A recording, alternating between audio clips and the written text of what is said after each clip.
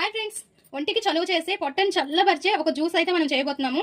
Water melon and coconut juice. First అయితే water melon ని గింజలన్నీ తీసేసి ఒక మిక్సీ జార్ లో వేసుకోవాలి. కోకోనట్ వాటర్ తీసి ఇందులో కొబ్బరి అనేది తీసుకొని రెడీగా ఉంచుకోవాలి. ఇందులోనే ఇంకా కొబ్బరిని కూడా వేసుకొని లేత కొబ్బరి తీసుకోవాలి. అండ్ ఇంకా ఇందులోనే స్ట్రైన్ చేసేసేయాలి కొబ్బరి వాటర్. అండ్ షుగర్ ఇది చాలదు అనుకుంటే మరి కొంచెం షుగర్ వేసుకొని మిక్సీ పట్టేయడమే. ఇంకా ఒక సర్వింగ్ గ్లాస్ తీసుకుని మన జ్యూస్ అనేది ఇందులో వేసుకోవడమే. బాడీని చల్లబరుస్తుంది అండ్ పొట్ట అయితే చల్లగా ఉంటుంది. అండ్ సమ్మర్ లో ఇలా చేసుకొని తాగితే ఎక్సలెంట్ గా ఉంటుంది.